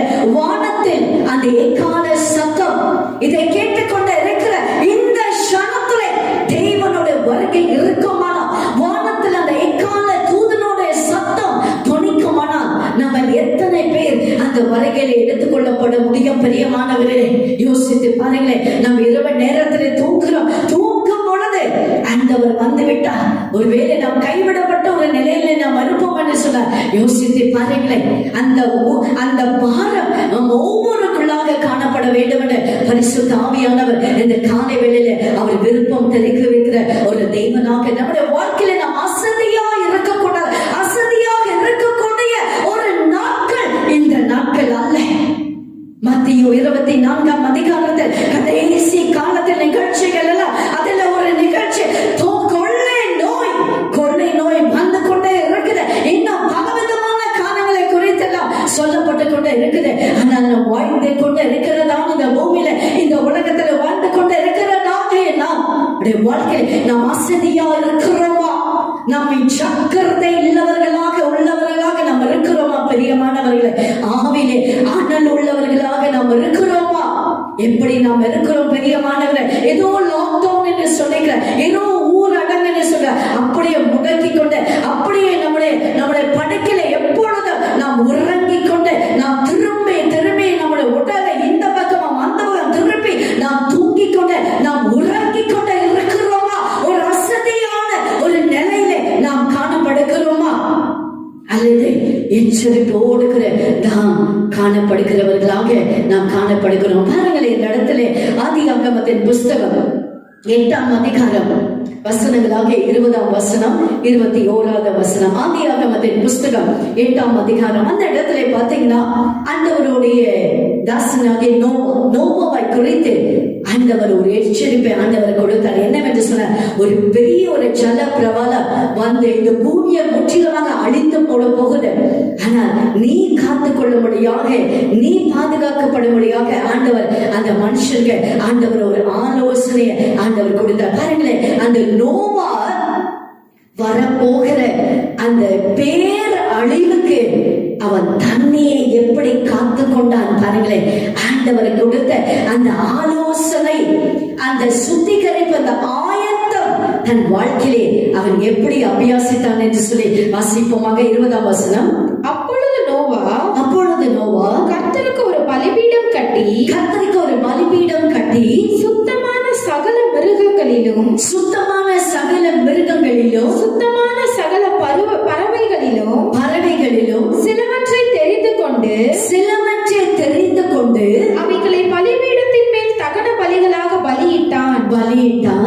சுகந்த வாசனையை கர்த்தர் நுகர்ந்தார். ஆமென். சுகந்த வாசனையை கர்த்தர் நுகர்ந்தார். அப்பொழுது கர்த்தர் இனி நான் மனுஷன் நிமித்தம் பூமியை சபிப்பதில்லை. மனுஷனுடைய இருதயத்தின் நினைவுகள் அவன் சிறு வயது தொடங்கி பொல்லாததாய் இருக்கிறது. நான் இப்பொழுது செய்தது போல இனி சகல ஜீவன்களையும் சங்கரிப்பதில்லை. பாருங்களேன், ஒரு பேர் அழிவு என்கிற ஒரு எச்சரிப்பின் சத்தம் நோவார் வாழ்க்கையிலே இறங்கி வந்தது. அந்த நோவார் வாழ்க்கையில இறங்கி வரும் பொழுது ஆண்டவர் அவருக்கு ஒரு ஆலோசனை கொடுத்த. என்ன ஆலோசனை? அவன் ஒரு பேழையை உண்டு பண்ண வேண்டும் என்று. அதற்கு முன்பதாக பாத்தீங்கன்னா அந்த சுத்தமான மிருக ஜீவன்களையும் சுத்தமான பறவைகளில் ஒரு சிலரை தெரிந்து கொண்டு அவன் ஆண்டவருக்கு ஒரு பலி செலுத்துகிறவனாக காணப்பட. பாருங்களேன், இந்த இடத்துல சுகந்த வர்க்கத்தினாலே சுத்திகரிப்பது அது எதை குறிக்கும் என்றால் ஜபத்தை குறிக்கும் மற்றும் கர்த்தரை ஆராதிக்கிற ஆராதனையை குறிக்கும். நம்முடைய வாழ்க்கையிலே நாம் ஆராதிக்கிறவர்களாக நாம் காணப்படுகிறோம். பாருங்கள், இந்த பழைய ஏற்பாட்டின் காலத்திலே வாழ்ந்த பரிசுத்தவான்கள் அவர்களுக்கு எந்த ஒரு இசை கருவிகளோ எந்த ஒரு நவீன விஞ்ஞான காரியங்களோ அந்த நாட்களில் இருக்கவில்லை. ஆனால் அவர்கள் ஒரு ரகசியத்தை அவர்கள் நன்கு அறிந்திருந்தார்கள். என்னவென்றால் ஆண்டவரை துதிக்கிற அந்த துதியை ஆண்டவர் அவர்களுக்கு கற்றுக் கொடுக்கிறார். இன்றைக்கு நம்முடைய வாழ்க்கையிலே ஆண்டவரை துதிக்கிறவர்களாக நாம் இருக்கிறோமா? சுகந்த வர்க்கம் என்று நாம் சொல்லும் பொழுது அதை ஜபத்தை குறிக்கும் மற்றும் ஆண்டவரை துதிக்கிற ஒரு துதியை குறிக்கும். பாருங்கள், அந்த இடத்திலே நோவா என்ன செய்கிறார்? அவர் ஒரு சில அந்த சுத்த மிருகங்களையும் சுத்த பறவைகளை கொண்டு வந்த பலிபீடத்திலே வைத்து அவன் ஆண்டவருக்கு ஒரு பலி கொடுக்கிறார். அந்த 21வது வசனத்தை கூட மீண்டும் வாசிக்கலாம். சுகந்த வாசனையை கர்த்தர் முகர்ந்தார். சுகந்த வாசனையே கர்த்தர் நுகர்ந்தார். இந்த காலை வேளையிலே நம்முடைய வாழ்க்கையிலே ஆண்டவரை துதிக்கிற அந்த துதி அவருடைய வாழ்க்கையில இருக்குமானால் ஆண்டவர் என்ன சொல்கிறார்? அது சுகந்த வாசனையாக, அதை நுகர்வுடையாக அவன் மத்தியிலே அவர் கடந்து வந்து கொண்டே இருக்கிறார். பாருங்களே பிரியமானவர்களே, இன்றைக்கு நம்முடைய வாழ்க்கையிலே ஆண்டவரை துதிக்கிறவர்களாக, ஆண்டவரை ஆராதிக்கிறவர்களாக நாம் இருக்கிறோமா? அவருடைய வாழ்க்கையிலே தனிப்பட்ட ஜெபத்திலே ஆண்டவரை நாம் துதிக்கிறோமா? வேதம் என்ன சொல்கிறது பாருங்களேன். சங்கீதம் 22ஆம் சங்கீதம் 3வது வசனம் சொல்கிறது, இஸ்ரவேலின் துதிகளின் மத்தியிலே அவர் வாசம் பண்ணுகிற தேவரீரே பரிசுத்தர் என்று. ஆவிக்குரிய இஸ்ரவேலராகிய நாம் நம்முடைய துதிகளுக்குள்ளே நம்முடைய ஆண்டவராகிய தேவன், அந்த பரிசுத்தமான தேவன் அவர் வாசம் பண்ணுகிற ஒரு தேவனாக இருக்கு. நம்முடைய வாழ்க்கையிலே அந்த துதி இருக்குதா? அல்லது அந்த இஸ்ரவேல் ஜனங்கள் எப்பொழுதும் அவர்கள் முறுமுறுத்தை கண்டே இருந்தார்கள். எத்தனை நன்மை பெற்றிருந்தோம், எத்தனை அதிசயங்களை ஆண்டவருடைய கரத்திலிருந்து அவர்கள் பெற்றிருந்தோம். அவர்கள் வாழ்க்கையிலே ஒரு துதி இல்லாமல் காணப்படுகிறது. இன்றைக்கு நாம் எப்படி இருக்கிறோம் பிரியமானவர்களே? ஆண்டவரை நாம் துதிக்கிறவர்களாக, ஆண்டவருடைய சன்னிதானத்தில் நாம் ஜெபிக்கிறவர்களாக, ஜெபத்திற்கு நம்முடைய வாழ்க்கையிலே நாம் முக்கியத்துவம் கொடுக்கிறோம். அவருடைய வாழ்க்கையில தனிப்பட்ட ஜெபம் இருக்குதா? அவருடைய வாழ்க்கையில குடும்ப ஜெபம் இருக்குதா? நம்முடைய பிள்ளைகளை அவிதமாக நாம் பழக்க வைக்கிறோமா? சிறு பிள்ளைகளாக கூட இருக்கலாம். ஆனால் பெற்றோராகிய நீங்கள் உங்க சிறு பிள்ளைகளை ஜெபிக்கும்படியாக நீங்கள் பழக்க வைக்க வேண்டும். வேதத்தை வாசிக்கும்படியாக பழக்க வைக்க வேண்டும். கர்த்தரை துதிக்கும்படியாக பழக்க வைக்க வேண்டும். அப்படி நீங்கள் பழக்க வைக்கும் பொழுது ஆண்டவரோட வருகைக்கு நீங்களும் மட்டுமல்ல, உங்கள் பிள்ளைகளையும் அதன் மூலியமாக நீங்கள் ஆயத்த பண்ணுகிறவர்களாக நீங்கள் இருக்கிறீங்க. வாசிப்போமாக 2 கொரிந்தியர் 2ஆம் அதிகாரம் 15வது வசனம். 2 கொரிந்தியர் 2ஆம் அதிகாரம் 15வது வசனம். ரட்சிக்கப்படுகிறவர்களுக்குள்ளேயும் கெட்டு போகிறவர்களுக்குள்ளேயும், அதாவது ரட்சிக்கப்படாதவர்களுக்குள்ளேயும், வாசிக்கலாம், கெட்டு போகிறவர்களுக்குள்ளேயும் நாங்கள் தேவனுக்கு கிறிஸ்துவின் நற்கந்தமாய் இருக்கிறோம். ஆமென். நாங்கள் தேவனுக்கு கிறிஸ்துவின் நற்கந்தமாய் இருக்கிறோம். ஆண்டவருடைய பிள்ளைகளாகிய நாம், நம்மை சூழ்ந்திருக்கிற ஜனங்கள், ஒரு பக்கம் ஒரு சில மக்கள் ரட்சிக்கப்பட்டவர்களாக இருக்கிறார்கள், ஆண்டவரை சொந்த ரட்சகராக ஏற்றுக்கொண்டிருக்கிறார்கள். இன்னொரு பகுதியில பாத்தீங்கன்னா ஆண்டவரை ஏற்றுக்கொள்ளாதவர்கள் இருக்கிறாங்க. ஆனால் அப்படிப்பட்டான உலகத்திலே, அப்படிப்பட்டான ஒரு இடத்திலே, ஸ்தலத்திலே வாழ்ந்து கொண்டு இருக்கிற நாம் ஆண்டவருக்கு கிறிஸ்துவின் நற்கந்தமாக நாம் இருக்கிறோமா? ஆண்டவருடைய அந்த நற்கந்தம், ஆண்டவருடைய அந்த வாசனை, அந்த சுகந்த வாசனை நம்முடைய வாழ்க்கையிலிருந்து வெளிப்படுகிறதா? அது எப்படி வெளிப்படும் என்று சொன்னால், நீங்கள் வேதத்தை வாசிக்கும் பொழுது, நீங்கள் கர்த்தரை ஆராதிக்கும் பொழுது, நீங்கள் ஆராதிக்க ஒரு கர்த்தருடைய பிள்ளை ஆராதிக்க என்ன நடக்கும் என்று சொன்னால், அவனுடைய சுவாபம், அந்த ஜென்ம சுவாபம், பிறப்பிலே அந்த ஒரு குணம் என்று சொல்லுவோம் பாருங்களேன், அந்த சுவாபத்திலே ஒரு மாற்றம் வரும். எப்பொழுது என்று சொன்னால், அவன் ஜெபிக்கும் பொழுது, அவன் கர்த்தரை ஆராதிக்கும் பொழுது அவ்விதமாக ஒரு மாற்றம் ஏற்படும் பொழுதுதான் நாம் கிறிஸ்துவின் நற்கந்தமாக நாம் மாற முடியும். பிரியமானவர்களே, நாம் எப்படி இருக்கிறோம் என்று காலை வேளையிலே அந்த நற்கந்தம், அந்த சுகந்த வர்க்கம், ஆண்டவராக இயேசு கிறிஸ்து மரணம் அடைந்து அவரை அடக்கம் செய்யப்பட்ட பொழுது மகதலேனா மரியாளும் மற்றொரு மரியாளும் அவர்கள் வேக வேகமாய் ஓடுகிறார்கள். ஆண்டவருடைய சரீரத்தை அபிஷேகம் பண்ண முடியாது. அதற்கு அவர்கள் சுகந்த வாசனை நிறைந்த அந்த பொருட்கள், அவர்கள் அந்த ஸ்பைசஸ் என்று சொல்லக்கூடிய அந்த நற்கந்த, அந்த சுகந்த வாசனையான பொருள் எல்லாம் கொண்டு போறாங்க. எதுக்குன்னா ஆண்டவரை அபிஷேகம் பண்ண வேண்டும் என்று. இன்னைக்கு நம்முடைய வாழ்க்கையில அந்த சுகந்த வாசனை நிறைந்தவர்களாக நாம் காணப்படுகிறோம். நாம் இருக்கும் இடத்துல அந்த வாசனை நமக்குள்ளே வெளிப்படுகிறதா? அந்த சுகந்த வாசனை நமக்குள்ள வெளிப்பட்டு அந்த முந்தின வசனத்தை கூட நாம் வாசிக்க கேட்போமாக 2ஆம் அதிகாரம் 14வது வசனம். 2 கொரிந்தியர் 2ஆம் அதிகாரம் 14வது வசனம். 2 கொரிந்தியர் 2ஆம் அதிகாரம் 14வது வசனத்தை பார்த்தீங்கன்னா, அவரை அறிகிற அறிவின் வாசனையாலே வெளிப்படுத்துகிற தேவனுக்கு ஸ்தோத்திரம் என்று சொல்லி அப்போஸ்தலனாகிய பவுல் அந்த வசனத்தை இவ்விதமாக முடிக்கிற அந்த வசனத்தை கூட நாம் வாசிக்க கேட்கலாம். 14ஆம் வசனம். கிறிஸ்துவுக்குள் எப்பொழுதும் எங்களை வெற்றி சிறக்க பண்ணி எல்லா இடங்களிலேயும் எங்களை கொண்டு அவரை அறிகிற அறிவின் வாசனையை வெளிப்படுத்துகிற தேவனுக்கு ஸ்தோத்திரம். எங்களை கொண்டு எல்லா இடங்களிலும் அப்படி நாம் இருக்கிறோமா? அவரை அறிகின்ற அறிவின் வாசனையை நாம் வெளிப்படுத்துகிறவர்களாக நாம் இருக்கிறோமா? கிறிஸ்துவின் நற்கந்தமாக நாம் இருக்கிறோமா? சற்று ஆராய்ந்து பார்ப்போமா?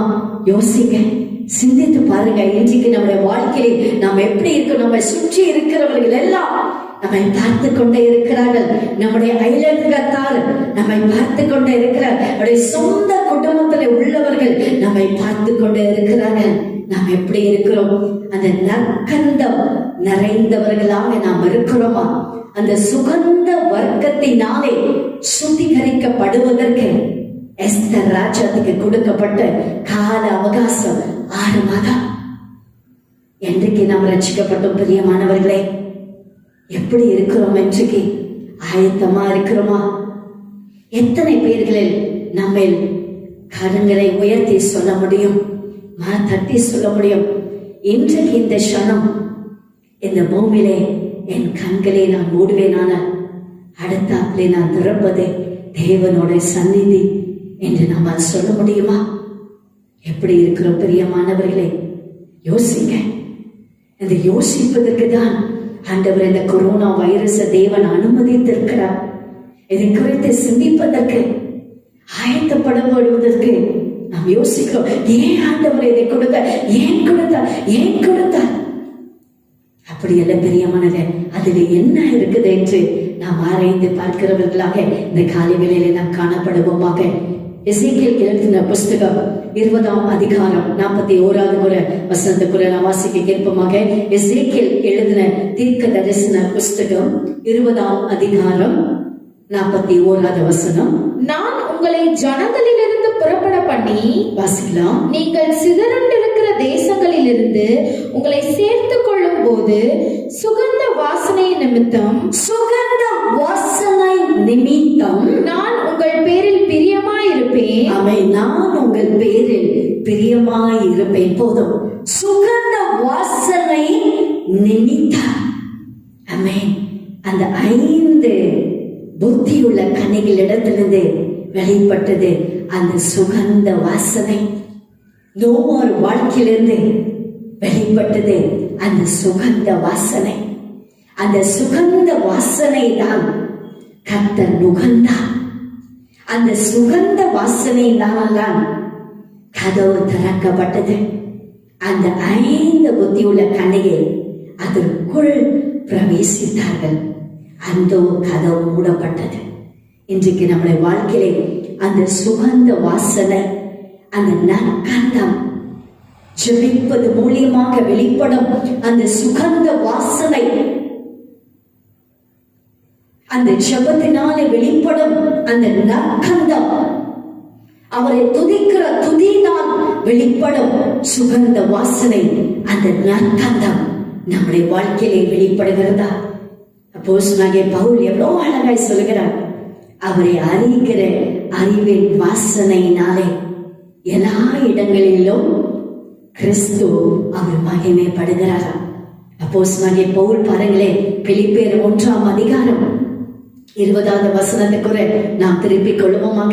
பிலிப்பியர் 1ஆம் அதிகாரம், பிலிப்பியருக்கு எழுதின புஸ்தகம், பிலிப்பியருக்கு எழுதின நிருபம் 1ஆம் அதிகாரம் 20வது வசனத்திலே பாருங்களேன், அப்போஸ்தலனாகிய பவுல் என்ன சொல்கிறார் பாருங்களேன். வாசிக்க கேட்போமாக.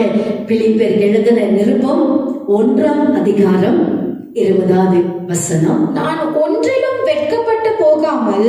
ஆமென். பாருங்களேன், அப்போஸ்தலனாகிய பவுல் ஒரு காலகட்டத்திலே சபையை அடித்து துன்பப்படுத்தின ஒரு அப்போஸ்தலனாகிய பவுல் அவன் என்ன சொல்கிறார்? நான் ஒன்றையிலும் வெட்கப்பட்டு போகாமல் எப்பொழுதும் போல வசிக்கலாம். இப்பொழுதும் மிகுந்த தைரியத்தோடே ஜீவனாலாகிலும் சாவானாலாகிலும் கிறிஸ்து என் சரீரத்தினாலே மகிமைப்படுவார் என்று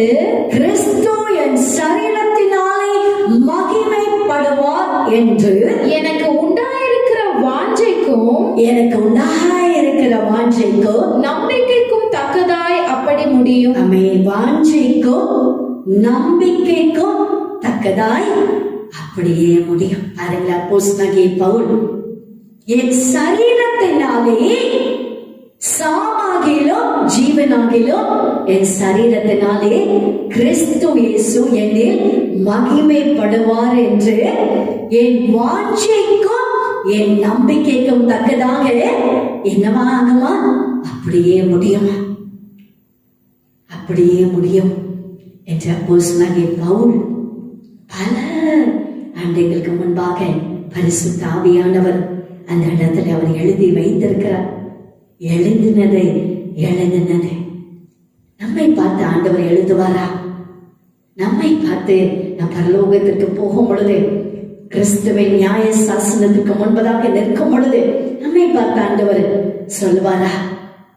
உன்னோட சரீரத்தினாலே சாவினாலும் ஜீவனாலேயும் நான் மகிமைப்பட்டேன் என்று நம்மை பார்த்து அந்த நற்கந்தம் உன்னிடத்திலிருந்து வெளிப்பட்டது, அந்த சுகந்த வாசனை உன்னிடத்திலிருந்து வெளிப்பட்டது, என்னை அறிகிற அறிவின் வாசனை எல்லா இடங்களிலும் உன் மூலியமாய் வெளிப்பட்டது. மலை மேலே இருக்கிற பட்டணம் மறைந்திருக்க மாட்டாது. அப்படி தேவனுடைய கிறிஸ்துவின் நியாய சாசனத்திற்கு முன்பதாக நாம் நிற்கும் பொழுது நம்மை குறித்து ஆண்டவர் சொல்வாரா? நம்மை பார்த்து சொல்வாரா? யோசித்து பாருங்களேன். யோசிக்கிறோம், எப்போ இந்த லாக்டவுன் முடியும், எப்போ இந்த பிரச்சனைக்கு ஒரு முடிவு வரும், எப்பொழுது என்னுடைய காரியத்தை எல்லாம் நான் பார்ப்பேன். நல்லதுதான், அதில் தவறில்லை. ஆனால் அதை பார்க்கிலும் கிறிஸ்து என் சரீரத்தினாலே சாவாகிலும் ஜீவனாகிலும் அவர் மகிமைப்படுவார் என்று என் நம்பிக்கைக்கும் என் வாஞ்சைக்கு தக்கதாக அப்படியே முடியும் என்று அதை நினைக்கிறவர்களாக, அதை சிந்திக்கிறவர்களாக நாம் இருக்க வேண்டும். பிரியமான கடைசியாக வாசிப்போமாக எபிரேயர் 11ஆம் அதிகாரம் 7வது வசனம். எபிரேயர் 11ஆம் அதிகாரம் 7வது வசனம். விசுவாசத்தினாலே நோவா தற்காலத்திலே காணாதவைகளை குறித்து தேவ எச்சரிப்பு பெற்று பயபக்தி உள்ளவனாகி தன் குடும்பத்தை ரட்சிப்பதற்கு வேலையை உண்டு பண்ணினான். அதனாலே அவன் உலகம் ஆக்கினைக்குள்ளானது என்று தீர்த்து விசுவாசத்தினால் உண்டாகும் நீதிக்கு சுதந்திரவாளியானான்.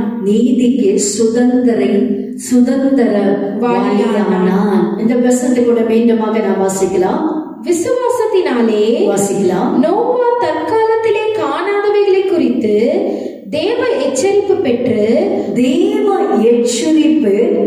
பாருங்களேன், நோவா வாழ்ந்த காலத்திலே ஒரு பெரிய ஒரு வெள்ளம், ஒரு 40 நாட்கள் விடாத மழை பொழிய பண்ணுவேன், அதனால அந்த உலகமே அழிக்கப்பட போகுது, ஒரு பெரிய ஒரு ஜல பிரபாலம் வரப்போகுது. அந்த எச்சரிப்பின் சத்தத்தை இந்த நோவா பெற்றுக்கொண்டு தன் குடும்பத்தையே அவன் ரட்சிக்கும்படியாக இந்த இடத்துல அப்போஸ்தலனாகிய பவுலுக்கு ஆண்டவர் என்ன வெளிப்படுத்தினான்னா, அவன் ஒரு பேழையை கட்டினான். அந்த வசனத்தை கூட நான் வாசிக்க ஏற்பமாக, தேவனுடைய எச்சரிப்பை பெற்று பயபக்தி உள்ளவனாகி தன் குடும்பத்தை ரட்சிப்பதற்கு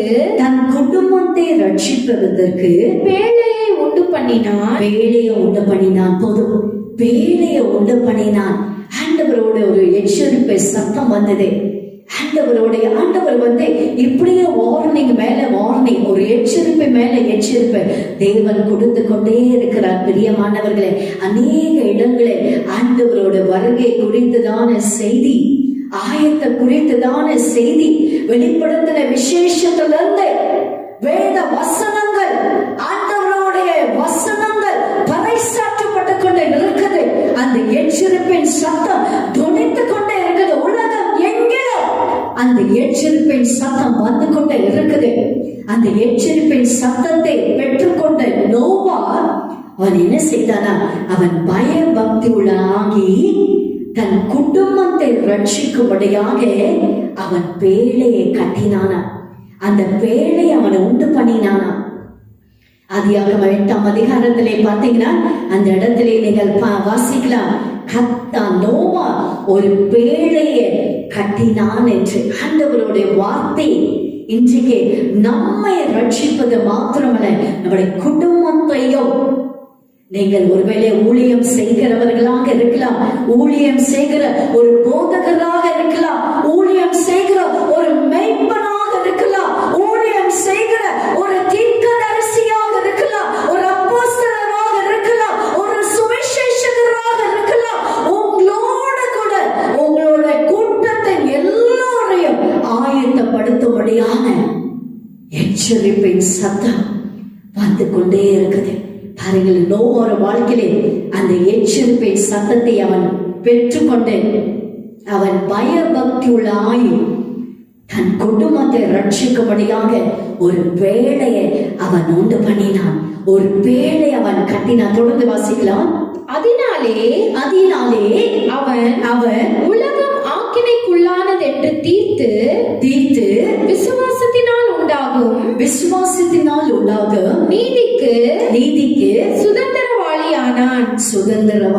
பாருங்க, அந்த பேழை அவன் கட்டினபடினாலே, ஆண்டவரோட இறை சத்தத்திற்கு அவன் செவி கொடுத்தபடினாலே, ஒரு ஆயத்தம் அவனோட வாழ்க்கையில காணப்பட்டபடினாலே, அந்த உலகத்திற்கு வந்த அந்த ஆக்கினைக்குள்ளாக அவன் தீர்க்கப்படாதபடிக்கு அவனோட விசுவாசத்தினாலே அவன் நீதிக்கு அவன் சுதந்திரவாளியானான் என்று சொல்லி பரிசுத்த ஆவியானவர் இந்த காலை வேளையிலே நம்மை பார்த்து அவர் திருமணம் பற்றி கொண்டு இருக்கிறார். பிரியமானவர்களே, அந்த உலகத்திற்கு வரக்கூடிய அந்த ஆக்கினை தீர்ப்பை அவன் மேல வராதபடிக்கு அவன் தன்னுக்கு மட்டுமல்ல தன் குடும்பத்திற்கும் ஒரு பேழையை அவன் உண்டு பண்ணின. இன்றைக்கு நாம் எப்படி நம்முடைய குடும்பத்தில் உள்ளவர்களை நாம் எப்படி நடத்துகிறோம்? நாம் ஆயத்தப்படுவது மாத்திரமல்ல,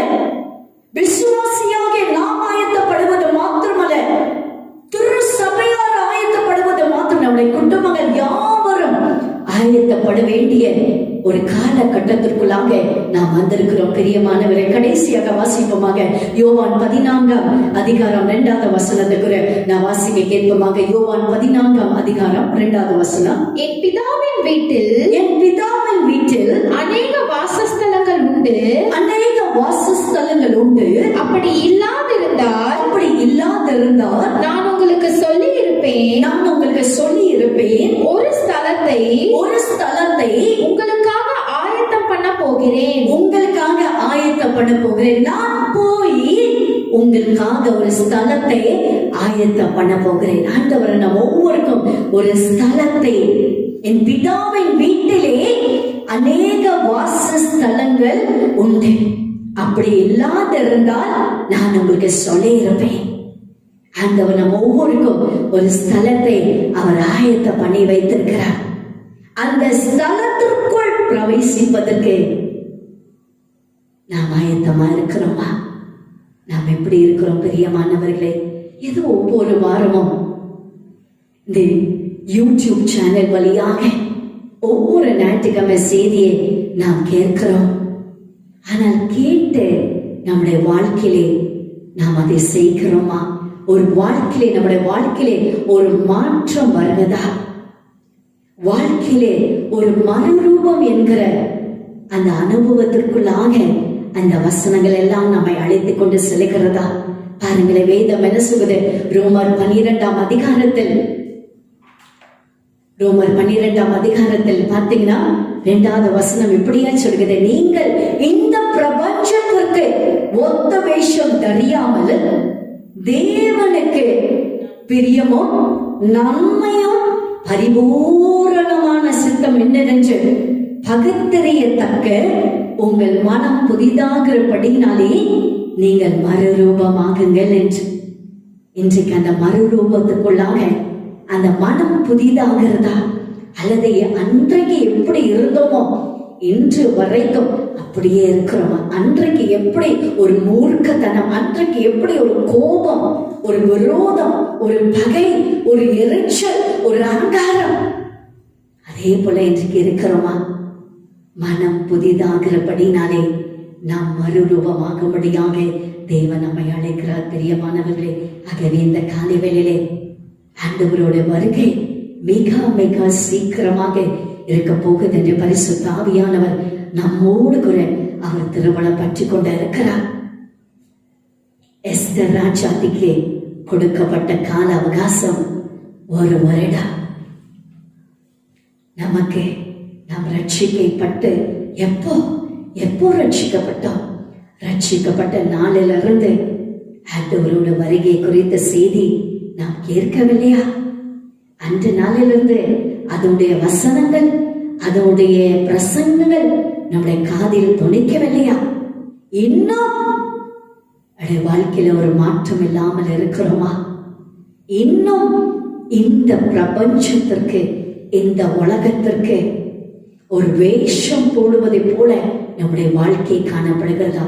இல்லை பிரியமானவர்களே, ஆண்டவருடைய கரத்திலே நாம எப்ப கொடுப்போமாக அவருடைய வருகைக்கு நீங்கள் ஆயத்தப்பட்டு கொண்டு இருக்கிறீர்கள் என்றால் தேவன் உங்களை அளவில்லாமல் கர்த்தர் உங்களை ஆசீர்வதிப்பார்.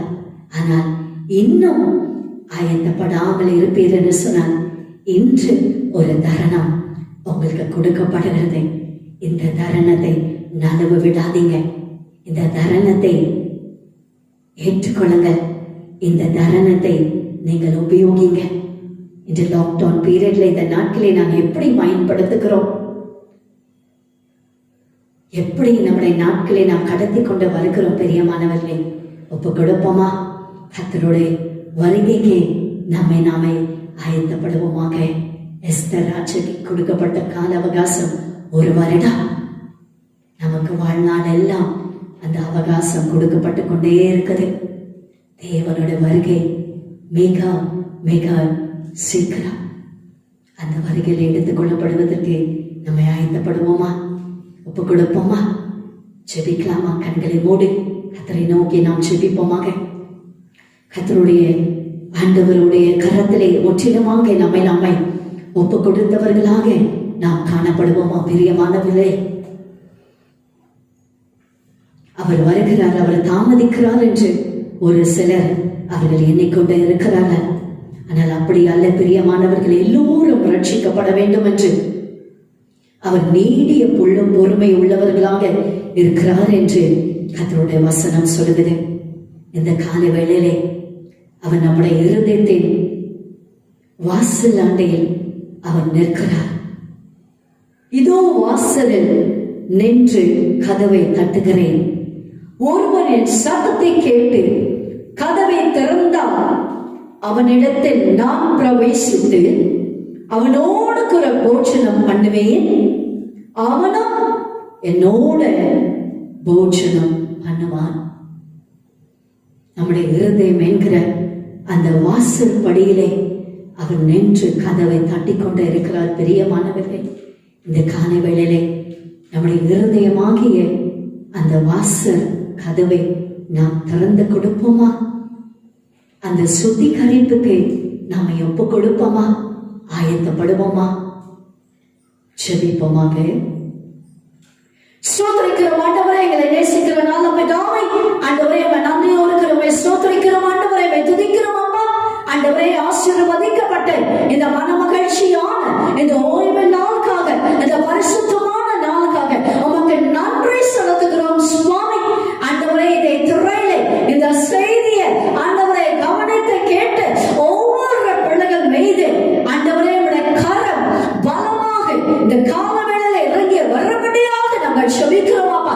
நீ ஆயத்தப்படு, உன்னோடு கூட இருக்கிற உன் கூட்டத்தையும் நீ ஆயத்தப்படுத்த என்கிற வார்த்தையின் பிரகாரமாய் சுவாமி, ஏதோ அந்த வார்த்தையை நாங்கள் கேட்டோம், அதோடு போனோம் என்று சொல்லி இராதபடிக்கு இதை துறையிலே பார்த்து கொண்டு இருந்த ஒவ்வொரு பிள்ளைகளையும் நம்முடைய வருகைக்கென்று நீர் ஆயத்தப்படுத்தும்படியாக நாங்கள் செபிக்கிறோம் அப்பா.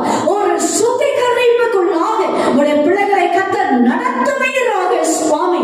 ஆண்டவரே உடைய இறை வார்த்தையை கொண்டு, உடைய அபிஷேகத்தை கொண்டு, ஆண்டவரே அவர்கள் செய்கிற ஜெபத்தை கொண்டு, ஆண்டவரே துதிக்கிற அந்த துதி ஆராதனையை கொண்டு கர்த்தர் உடைய பிள்ளைகளை ஆண்டவரே மறுரூபப்படுத்துவீராக, சுத்திகரிப்பீராக.